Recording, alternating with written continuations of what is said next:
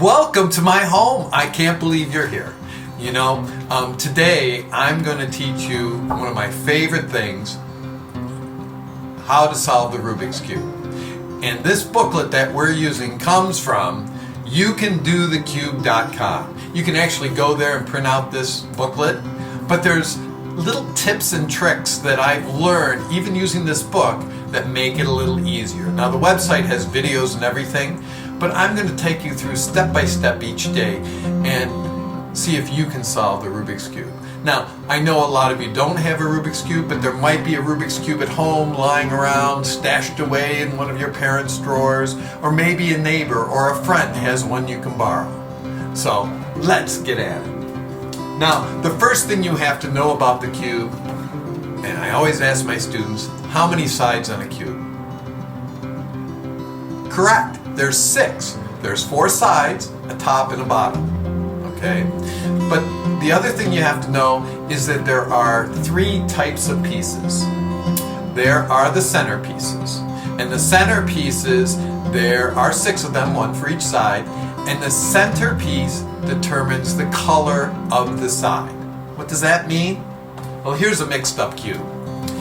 So this is the white side.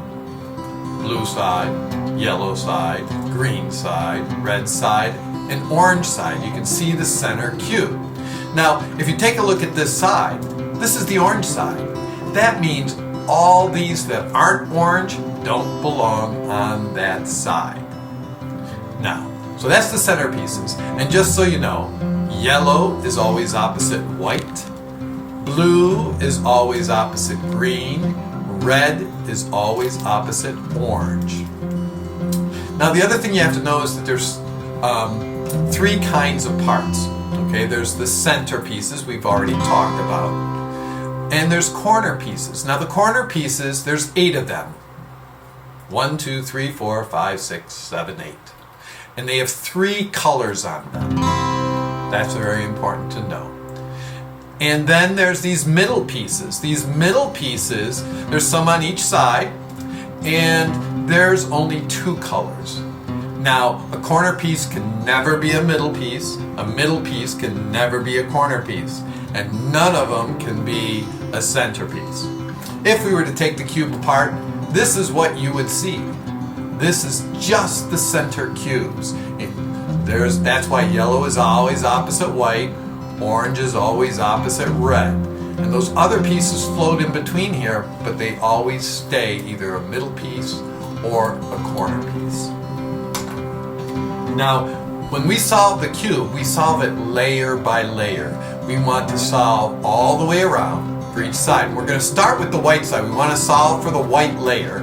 So we do the white layer and we solve to match up all these colors. Now on a mixed up cube, we have to first find the white side. But there's a trick to getting this all white. And we're actually going to start on the bottom, which is the yellow layer. And we're going to make what's called the daisy. Now the daisy is making the yellow side with the yellow center, but then all the middle pieces we're going to turn white. That's the first step. So what we're going to do is look for those white pieces. Oh, there's one. And oops, we got a white corner too. Woohoo! But that really doesn't matter because that white corner, if you take a look at it, it's next to a blue piece, and this is green, and it's on the orange side. I'm going to turn this to the blue side. So I have my blue side matched up with my daisy, and there's the first petal of my daisy. Now I'm going to look for another one. Oh, now I have 2. And let me see if I can get the third. There's 3. You see the 3 parts? I have 1 more to get. And there's no real trick. All you have to do is look for those middle white pieces. Now we have our middle white pieces. We have our daisy. See our daisy?